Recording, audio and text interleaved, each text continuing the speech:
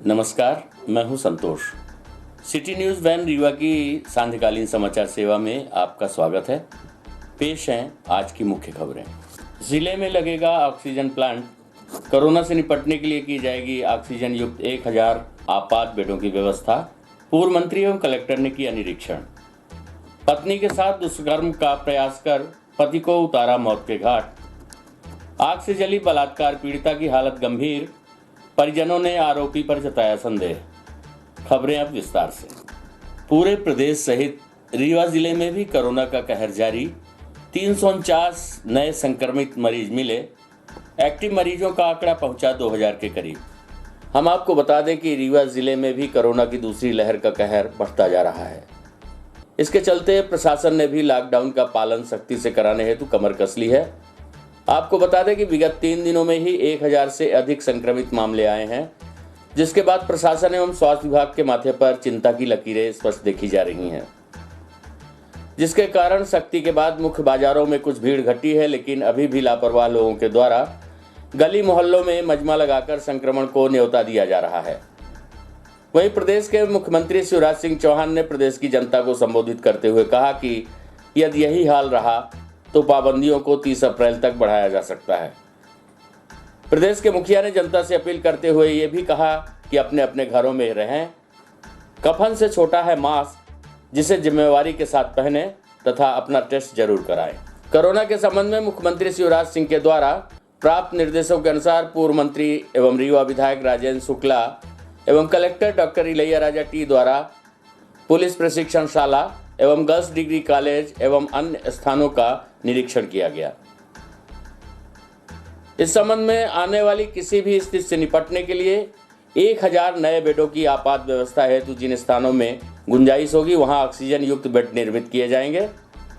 इसी कड़ी में पूर्व विधायक ने बताया कि ऑक्सीजन के लिए प्रदेश के 5 जिन जिला मुख्यालयों में ऑक्सीजन प्लांट लगाए जाने हैं, उसमें रीवा जिले का भी नाम है। वहीं आपको बता दें कि रीवा जिले के विधायकों के द्वारा 100 ऑक्सीजन कंसंट्रेटर हेतु सहयोग निधि दी गई है, जिसमें 30 कंसंट्रेटर आ जा रहे हैं और 70 कल तक आ जाएंगे। साथ ही उन्होंने बताया कि ऑक्सीजन की कमी से या जीवन रक्षक रेमडेसिविर इंजेक्शन की कमी नहीं होने दी जाएगी। रेमडेसिविर इंजेक्शन की दूसरी खेप कल रीवा पहुंचेगी, जिसके लिए देश और प्रदेश के मुखिया द्वारा लगातार युद्ध स्तर पर प्रयास किए जा रहे हैं।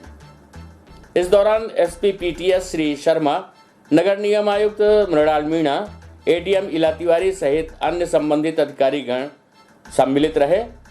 प्रस्तुत है इस संबंध में एक झलकी एवं पूर्व मंत्री राजेंद्र शुक्ला से प्राप्त जानकारी के अंश।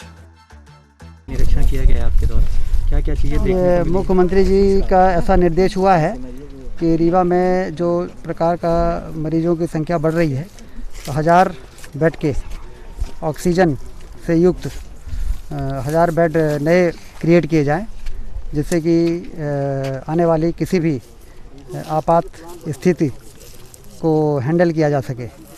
तो 1000 बेड के लिए ही आज हम लोग यहाँ पर आए हैं। तो यहाँ पर लगभग 500 से 600 बेड तो पीटीएस के इस कैंपस में बन जाएंगे, जो इनके हॉस्टल हैं। इसके अलावा सिंधु भवन और जीडीसी में हॉस्टल में गुंजाइश है कि नहीं है, कई जगह जाके हम लोग उस 1000 बेड को पूरा करेंगे, जिससे कि संजय गांधी के 600 बेड, 100 बेड जिला अस्पताल में और बाकी विंध्या और रीवा जो प्राइवेट हॉस्पिटल है उसमें 40-40 बेड आईसीयू बन के तैयार हैं ही। इसके अलावा 1000 बेड की हमारी तैयारी रहेगी, जो आने वाली किसी भी भविष्य में परेशानी आए उसके पहले उसका समाधान रीवा की जनता को उपलब्ध रहे। ऑक्सीजन को लेकर किस तरह की व्यवस्था की जा रही है? ऑक्सीजन के लिए आज एक अच्छी खबर ये है कि 5 जिला मुख्यालयों में जो ऑक्सीजन जनरेटर के ऑर्डर हुए हैं, जिसमें प्रतिदिन करीब 40 से 50 सिलेंडर बनने का प्लांट है उसमें रीवा भी शामिल है। जो प्रयास था हम सभी का कि ऑक्सीजन जनरेटर यहाँ पे बने। ऑक्सीजन कंसंट्रेटर तो करीब 100 विधायकों ने मिलकर कर ही दिया है, 30 आज आ रहा है और 70 कल तक आ जाएगा। तो ऑक्सीजन कंसंट्रेटर और ऑक्सीजन जनरेटर और विंध्या और रीवा में भी प्राइवेट सेक्टर के जो हॉस्पिटल हैं उसमें 50 सिलेंडर वाला और 40 सिलेंडर वाले ऑक्सीजन जनरेटर 30 अप्रैल 1 मई तक पूरे हो जाएंगे, जिस पर काम चल रहा है। तो कुल मिला के सारे प्रयास इस प्रकार से हो रहे हैं कि ऑक्सीजन की कमी लोगों को न झेलनी पड़े। सर ये प्लांट कहाँ पे बनाएंगे, ज़मीन क्या निर्धारित की गई है अभी? जिला अस्पताल में कर लेंगे, उसमें बहुत ज़्यादा लंबी चौड़ी ज़मीन ही लगती है। जिला अस्पताल में जितनी हमारी ज़मीन है, अस्पताल के पीछे हम उस जनरेटर को, जैसे संजय गांधी के पीछे 2 टैंकर हमारे बन के, वो जो स्टोरेज टैंक हैं, तो उसी प्रकार से जिला अस्पताल भी युक्त हो जाएगा ऑक्सीजन का। सर रेमडेसिविर इंजेक्शन के लिए किस तरह की और व्यवस्था क्या? कल हवाई जहाज़ से फिर से रेमडेसिविर इंजेक्शन आ रहे हैं और 2 दिन पहले प्राइवेट सेक्टर के अस्पतालों में जो मरीज़ हैं उनके लिए आए थे, और सरकारी अस्पताल में जो भर्ती लोग हैं उनके लिए कल आ रहा है। तो कमी ना पड़े इसके लिए सारे प्रयास प्रधानमंत्री जी, मुख्यमंत्री जी कर रहे हैं, और ये सुविधाएं और ये जो इस विकट परिस्थिति में तमाम तरह की परेशानी जो एक साथ टूट पड़ी है, उसके समाधान के लिए सरकारी स्तर पर जो कुछ भी प्रयास हो सकता हो रहा है। सर काला बाजारी ना हो, इसके लिए क्या मापदंड, कैसे बचाएं? इसके लिए बहुत ही कड़ा दंड देने का प्रावधान है। यदि कोई करेगा तो अपने रिस्क पे करेगा, और यदि फंसेगा तो फिर वो आसानी से छूट नहीं पाएगा। लॉकडाउन का पालन कराने गई पुलिस पर ग्रामीणों ने लाठी डंडों की बरसात। थाना प्रभारी सहित आधा दर्जन कर्मचारी हुए घायल। रीवा जिले के पनवार थाना क्षेत्र अंतर्गत ग्राम नष्टीगांव में लॉकडाउन का पालन कराने गए पुलिस कर्मचारियों पर ग्रामीणों को द्वारा लाठी और डंडे की बरसात शुरू की गई, जिसमें थाना प्रभारी सहित आधा दर्जन पुलिस कर्मचारियों को गंभीर चोटें आई हैं तथा थाना प्रभारी को अस्पताल में भर्ती कराया गया है। वहीं मामले को लेकर पुलिस के द्वारा 2 दर्जन से अधिक ग्रामीणों के खिलाफ मुकदमा दर्ज कर लिया गया है। 12 लोगों की गिरफ्तारी भी की गई है। हम आपको बता दें कि कोरोना वायरस के बढ़ते संक्रमण को देखते हुए मध्य प्रदेश सरकार के द्वारा लॉकडाउन का निर्णय लिया गया है, जिसके तहत रीवा जिला प्रशासन के द्वारा आगामी 25 अप्रैल तक जिले में लॉकडाउन लगाया गया है। अब लॉकडाउन का पालन कराने को लेकर पुलिस और प्रशासन के द्वारा लगातार कोशिशें की जा रही हैं तथा आम जनता को समझाइश भी दी जा रही है। उनसे घरों में रहने की अपील की जा रही है। बावजूद इसके लोग लॉकडाउन का पालन करने से परहेज कर रहे हैं, जिसको लेकर कई बार पुलिस के आला अधिकारियों को लोगों से बहस भी करनी पड़ रही है। ऐसे ही ताजा मामला सामने आया है रीवा जिले के पनवार थाना क्षेत्र अंतर्गत नष्टीगांव गांव से, जहां लॉकडाउन का पालन कराने गई पुलिस के ऊपर ग्रामीण जन बरस पड़े, जिसमें थाना प्रभारी सहित आधा दर्जन पुलिसकर्मी घायल हुए हैं। अब पुलिस के द्वारा मामले को लेकर तकरीबन 2 दर्जन ग्रामीणों पर मुकदमा दर्ज कर लिया गया है। वहीं 12 आरोपियों को गिरफ्तार किया गया है। पुलिस का कहना कि सूचना के आधार पर नष्टीगांव गांव में लॉकडाउन का पालन नहीं किया जा रहा था। दुकानें खुली थी जिनको बंद कराने का प्रयास किया गया। इस दौरान ग्रामीण जनों से विवाद की स्थिति निर्मित हो गई तथा देखते ही देखते गांव के लोगों ने लाठी डंडों के साथ पुलिस कर्मचारियों के ऊपर हमला कर दिया। वहीं पुलिस के वाहन में भी तोड़फोड़ की गई। मामले में थाना प्रभारी को गंभीर चोट आई है, जिनका सामुदायिक स्वास्थ्य केंद्र में उपचार चल रहा है। वहीं पुलिस ने 12 आरोपियों को गिरफ्तार भी कर लिया है। इस संबंध में प्रस्तुत है अतिरिक्त पुलिस अधीक्षक रीवा श्री विजय डावर से प्राप्त जानकारी के अंश। पनवार थाना क्षेत्र अंतर्गत कल पुलिस के ऊपर हमला हुआ था, क्या पूरे मामला? कल पनवार थाना प्रभारी विजय सिंह परिहार अपने स्टाफ के साथ में पनवार के कस्बा क्षेत्र में लॉकडाउन का पालन कराने के लिए निकले थे। उसी दौरान एक दुकान खुली पाए जाने पर उनके द्वारा उस दुकान को बंद कराया गया, जिसका विरोध के लिए ग्रामीण जन इकट्ठे हो गए। ग्रामीण जन द्वारा उसका विरोध किया गया और जिनके द्वारा विरोध किया गया था, जब उनको पकड़ के लेके जा रहे थे तब उन्होंने गाड़ी रोककर थाना प्रभारी और उनके ऊपर हमला कर दिया, जिसमें थाना प्रभारी के हाथ में फ्रैक्चर आया है। वर्तमान थाना प्रभारी इलाजरत हैं। इसमें अपराध क्रमांक 64/21 पंजीबद्ध कर धारा 307, 353, 332 में पंजीबद्ध किया गया है। वर्तमान में 12 आरोपियों को गिरफ्तार कर लिया गया है। साथ ही जिन आरोपियों के शस्त्र लाइसेंस हैं उन आरोपियों के शस्त्र लाइसेंस निरस्तीकरण की कार्रवाई भी की जा रही है।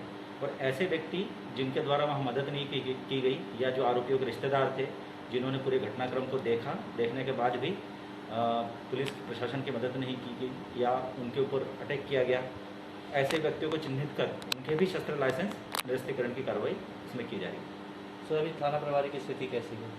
थाना प्रभारी भी फिलहाल ठीक है। आग से जली बलात्कार पीड़िता की हालत गंभीर, परिजनों ने आरोपी पर जताया संदेह। रीवा जिले के मऊगंज थाना क्षेत्र अंतर्गत संदिग्ध परिस्थितियों में आग से जली एक युवती को रीवा के संजय गांधी अस्पताल में भर्ती कराया गया है, जहां गंभीर अवस्था में उसका इलाज जारी है।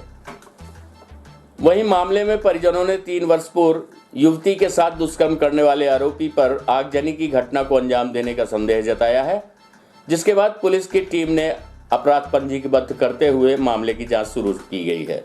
रीवा जिले के मऊगंज थाना क्षेत्र से आज रोंगटे खड़ी कर देने वाली घटना सामने आई है, जहां अज्ञात लोगों के द्वारा एक घर में आग लगा दी गई, जिसमें एक युवती बुरी तरह से झुलस गई, जिसे गंभीर अवस्था में रीवा के संजय गांधी अस्पताल में भर्ती कराया गया है, जहां पर अब उसका इलाज जारी है। बताया जा रहा है कि 3 वर्ष पूर्व गांव के ही युवक के द्वारा युवती के साथ बलात्कार की घटना को अंजाम दिया गया था, जिसके बाद पुलिस की टीम ने आरोपी को गिरफ्तार कर जेल भेज दिया था। 3 वर्ष बाद वह जेल से छूट कर आया तथा बलात्कार पीड़िता को आग के हवाले करने का प्रयास किया। परिजनों ने बलात्कार के आरोपी पर संदेह जाहिर करते हुए कहा है कि युवती के ऊपर आरोपी के द्वारा ही हमला किया गया है, जिसके कारण अब उसकी हालत खराब हुई है तथा गंभीर अवस्था में उसका इलाज चल रहा है। पुलिस का कहना है कि मामले पर गंभीरता के साथ जांच की जा रही है। अतिरिक्त पुलिस अधीक्षक विजय डावर ने बताया कि परिजनों ने 3 वर्ष पूर्व युवती के साथ बलात्कार करने वाले आरोपी पर घटना की आशंका जाहिर की है, जिसके बाद अपराध पंजीबद्ध कर मामले की जांच की जा रही है तथा जल्द ही आरोपी को पकड़कर आगे की कार्रवाई की जाएगी। इस घटना के संबंध में प्रस्तुत है अतिरिक्त पुलिस अधीक्षक विजय डावर से प्राप्त जानकारी के अंश। ये क्या घटना हुई थी, कब की घटना है, ये कैसे? ये घटना शुक्रवार शुक्रवार। हाँ, क्या कैसे, क्या मामला क्या था, किस तरीके से चीज़ें? एकर मामला साहब पुराना आई। अभी महतारी बापा है ना, पीछे पीछे महतारी बाप नहीं 24 घंटा लगे रहता है। खेती किसानी आदमी करा थे, आधी अति हरा चलेगा बनी मजदूरी करे। अगर नहीं जाना रहन के कैसन है कैसन नहीं, ऐसे बगल में अहिरान है राजेश हो गया, कैसन करें कैसन ये के बच्चा रह गया, आदमी जानकारी है। फिर हो गया हाँ, अपना बड़ा 3 साल लगा। बेटी के साथ गलत किए थे क्या? हाँ गलत किए। ये कब की घटना है जब गलत किए थे? यार 2-3 साल लगा। 2-3 साल हो गए? हाँ जेल में बंद रहा सारा। जेल हो गया? हाँ इधर जेल में बंद रहा, छूट गया। फिर क्या हुआ है? फिर अभी बाहर गाड़ी चलावा था, जानकारी नहीं है कि कब रात कहिया घरे आवा। हाँ। और गाँव में तो केहू दुश्मनी चलत नहीं लगी है। और ये आवा अभी जब आगी लगा के भाग दी, तब ऐसे पहुड़िया गने में रहे, भाग दीन दिखाई नहीं दिखीन थो के भाग अल्लाह है।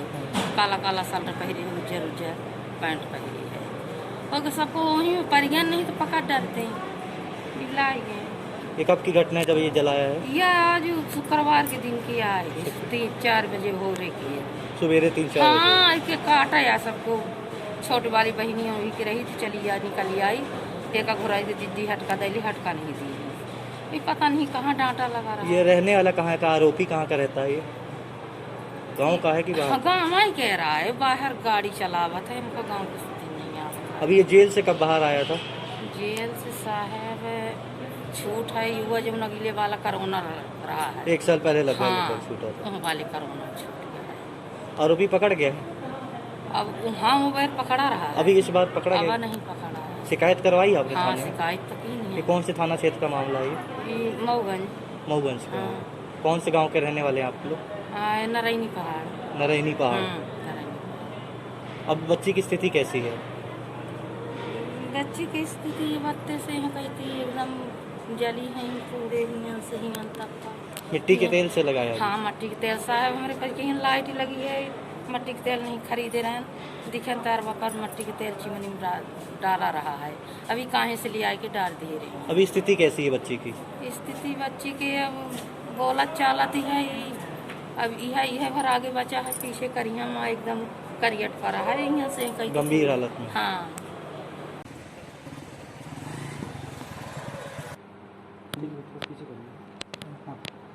सर ये मऊगंज थाना क्षेत्र अंतर्गत नैनी पहाड़ में एक युवती को जलाने का मामला है, क्या पूरा मामला है? देखिए इसमें एक घटनाक्रम जो हुआ था उसमें शुक्रवार की रात का घटनाक्रम है। लड़की के द्वारा संदेह व्यक्त किया जा रहा है ये गांव का ही एक यादव समाज का लड़का है, उसके द्वारा उसको आग लगाई गई है। प्रथम दृष्टया इसमें चूँकि काफ़ी जली हुई अवस्था में उसको इलाज के लिए भर्ती किया गया था, तो उसे उसकी रिपोर्ट पर 307 436 में अपराध पंजीबद्ध कर लिया गया है। संदेही में फिलहाल जो गांव का लड़का यादव, उसका नाम आया है। इस लड़के के द्वारा 3 वर्ष पूर्व भी इसके साथ में बलात्कार किया गया था, जिसमें ये जेल में था। जेल से वर्तमान में छूट के आया है और अभी चूँकि वर्तमान में उसने संदेही के नाम संदेही बताया है। लड़के की लोकेशन और अन्य तथ्यों पर जांच कर जल्दी उसकी गिरफ्तारी की जाएगी। पत्नी के साथ दुष्कर्म का प्रयास कर पति को मौत के घाट उतारने वाले आरोपियों को पुलिस ने किया गिरफ्तार, भेजे गए जेल। रीवा के सिटी कोतवाली थाना क्षेत्र अंतर्गत खड्डा गांव में पत्नी के साथ दुष्कर्म का प्रयास कर पति को मौत के घाट उतारने वाले आरोपियों को आज पुलिस की टीम ने गिरफ्तार कर लिया, जिसके बाद उन्हें जेल भेज दिया गया है। बताया जा रहा है कि पति पत्नी अपने घर की छत पर विश्राम कर रहे थे, तभी वहां पहुंचकर आरोपियों ने पत्नी के साथ दुष्कर्म का प्रयास किया, जिसका विरोध करने पर उनके द्वारा पति के ऊपर चाकू से हमला कर दिया गया, जिसके कारण उसकी मौत हो गई। रीवा के सिटी कोतवाली थाना क्षेत्र अंतर्गत खड्डा गांव में आज उस वक्त हड़कंप मच गया जब एक नाबालिग सहित युवक ने मिलकर अपने घर की छत में आराम कर रहे पति पत्नी के ऊपर हमला कर दिया, जिसमें चाकू से गोदकर पति अजय चौधरी की हत्या कर दी गई। वहीं पत्नी नेहा को घर से छत के नीचे फेंक दिया गया, जहां पर गंभीर अवस्था में पत्नी का इलाज संजय गांधी अस्पताल में जारी है। वहीं घटना के दौरान पति अजय चौधरी की मौत हो गई। घटना के तुरंत बाद पुलिस ने नाबालिग सहित एक आरोपी को गिरफ्तार कर लिया है, जिनसे पूछताछ कर उन्हें जेल भेज दिया गया है। बताया जा रहा है कि आरोपी महिला के साथ दुष्कर्म के इरादे से उसके घर आए थे। वह अपने पति के साथ लेटी हुई थी, तभी आरोपियों ने उसे खींच लिया। इस दौरान पति के द्वारा विरोध किया गया, जिसके तहत आरोपियों ने उस चाकू से उस पर हमला कर दिया। पति के ऊपर चाकू से हमला होते देख पत्नी चीख उठी और उसे बचाने के लिए दौड़ी, तभी आरोपियों ने महिला को छत से नीचे फेंक दिया। घटना से क्षेत्र में अफरा तफरी का माहौल निर्मित हो गया। इसके बाद स्थानीय लोगों ने घटना की सूचना पुलिस को दी। पुलिस मौके पर पहुंची और टीम ने जांच करते हुए आरोपियों को गिरफ्तार कर लिया। पुलिस का कहना है कि पुलिस के पहुंचते ही आरोपी मौके से भाग गए थे तथा संदिग्ध परिस्थितियों में घायल अवस्था में पति और पत्नी पड़े हुए थे, जिसके बाद उन्हें अस्पताल में भर्ती कराया गया तथा इलाज के दौरान अस्पताल में ही पति की मौत हो गई। वहीं अब भी गंभीर अवस्था में पत्नी का इलाज जारी है, जिससे पूछताछ के आधार पर आरोपियों की गिरफ्तारी की गई है। प्रस्तुत है इस संबंध में सिटी कोतवाली थाना प्रभारी आदित्य प्रताप सिंह से प्राप्त जानकारी के अनुसार। ये ग्राम खड्डा में एक मारपीट की घटना हुई थी परसों रात में, जिसकी सूचना रात में करीब 1:30 बजे प्राप्त हुई थी कि एक व्यक्ति को चाकू मार दिया गया है और उसकी पत्नी को ही मारपीट की गई है, वो भी बेहोश है। इस सूचना पर पुलिस को तत्काल भेजा गया था। 100 नंबर से सूचना प्राप्त हुई थी और जब वहाँ पर जाकर स्थिति देखी गई तो उसका पेट में चाकू लगा था और काफ़ी गंभीर था और पत्नी भी छत के नीचे धक्का दे दिया गया था उसकी, तो वो भी घायल थी और बोलचाल नहीं रही थी। दोनों को तत्काल हॉस्पिटल भर्ती कराया गया था। चूँकि घटना के तत्काल बाद जो जिसके चाकू लगा था, जिसका नाम की अजय उर्फ राजा चौधरी, जो कि सलेहा पन्ना का रहने वाला था, यहाँ लेबर का काम करता था। रज्जन गुप्ता का घर बन रहा खड्डा में, वहीं पर लेबर का काम करता था, वहीं रहता भी था। तो उसके द्वारा अपने जो ठेकेदार है उसको फ़ोन पर सूचना दे दी गई थी कि ऐसा ऐसा हम पति पत्नी छत में सो रहे थे, 2 आदमी आए और चाकू मार दिए हैं और ईंटा से भी मार दिए हैं, पत्नी को धक्का दे दिया और भाग गए हैं। उसके सूचना पर तत्काल 307 का अपराध पंजीबद्ध किया गया और उसमें रात से ही अपने मुख्य तंत्र सक्रिय कर दिए गए थे और सुबह तत्काल घेराबंदी करके और स्पॉट पे विवेचना करके और बारीकी से जांच की गई। उसी दौरान ज्ञात हुआ, करीब दोपहर में 12 बजे के आसपास ज्ञात पता चला कि वो जिसके चाकू लगा था अजय, वो ख़त्म हो चुका है, जिस पर से धारा 302 बढ़ाई गई उसमें और मौके से जांच की गई। पत्नी का इससे पूछताछ की गई, तब उसके द्वारा जानकारी में आया कि ऐसा 2 व्यक्ति रात में आए थे करीब 12 बजे और वो दोनों पति पत्नी छत में सो रहे थे। तो उसने उसका पेटीकोट उतार करके एक जो दुबला पतला लड़का था, उसने उसके साथ बलात्कार करने का प्रयास किया। उसी दौरान उसका पति भी जग गया और वो भी चिल्लाई, तो दोनों से मारपीट होने लगी बचाव में और जो एक व्यक्ति था उसको चाकू मार दिया, दूसरा व्यक्ति उसकी पत्नी को धक्का दे दिया। ये कुल घटना हुई थी, जिस पर से मुखबिर तंत्र को लगाया गया और पता किया गया। तब ज्ञात हुआ कि 2 व्यक्ति थे खड्डा तालाब के पास रात में करीबन 8 बजे से लेकर 10 बजे तक शराब पीते हुए बैठे देखे गए थे और ये करीब 12 बजे घटना थी। वहाँ से करीब 200 मीटर का गैप है तालाब से। तो इस सूचना को मुख्य मान करके और फिर उनको राउंड अप किया गया। तो एक आदमी मिला, पहले वो स्वीकार नहीं कर रहा था, लेकिन फिर सख्ती से पूछताछ की गई तो उसने स्वीकार किया और दूसरे साथी का नाम बताया, उसको भी फिर बुलाया गया, पूछताछ की गई है। उनसे उनके द्वारा प्रयुक्त शरीर में जो कपड़े थे जिनमें कि खून लगा हुआ था, जिसको भी छुपा दिया था, वो भी बरामद कर लिया गया है।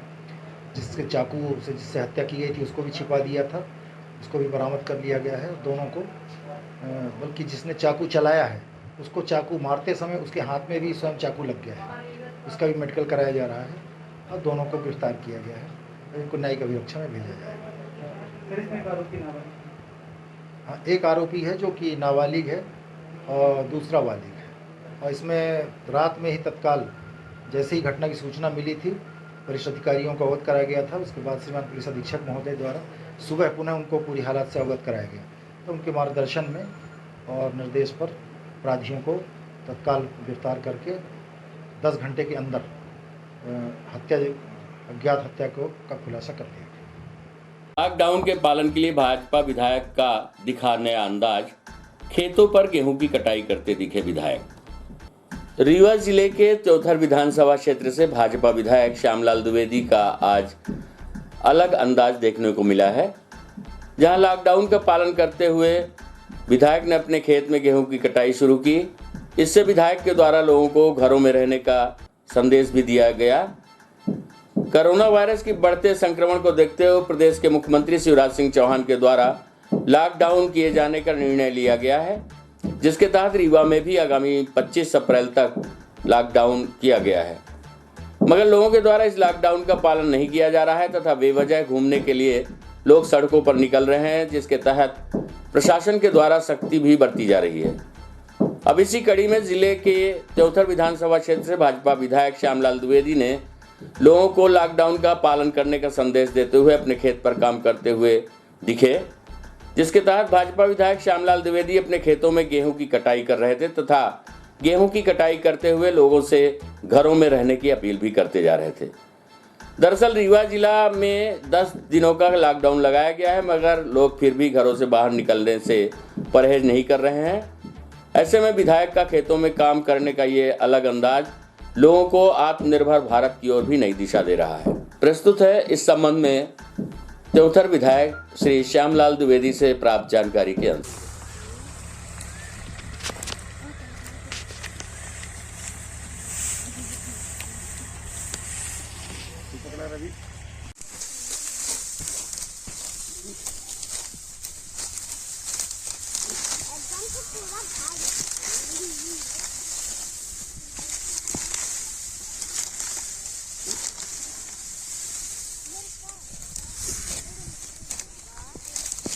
की कटाई करना कोरोना कर्फ्यू के बाद हमने अपना कर्तव्य समझा। मौसम भी खराब हो रहा है और मैं घर में हूँ, कर्फ्यू का पालन कर रहा हूँ, तो इसलिए खेत में जाकर कटाई करना, डांठ की बंधाई करना और थ्रेशरिंग करवाना, ये मैं अपना कर्तव्य इसलिए समझा कि हमारे घर के जो लड़के हैं वो भी काम में लगें और जो हमारे क्षेत्रवासी हैं, ज़िले के लोग हैं, जो भी साथी हैं, वो अपने आप को आत्मनिर्भरता की ओर बढ़ाने का काम करें। माननीय मोदी जी, माननीय शिवराज सिंह जी चौहान के सपनों को साकार करें, स्वावलंबी बने, एक आत्मनिर्भर मध्य प्रदेश बना के, आत्मनिर्भर भारत बना के और अपने आप को अपने पैरों पर खड़ा होने का संदेश क्षेत्र और देश में देने का हमारा एक एक नौजवान करे, एक एक व्यक्ति करे। यही मेरा आज का उद्देश्य है। आज की खबरों में बस इतना ही। कल हम पुनः उपस्थित होंगे नई खबरों के साथ। तब तक के लिए हमें आज्ञा दीजिए। नमस्कार।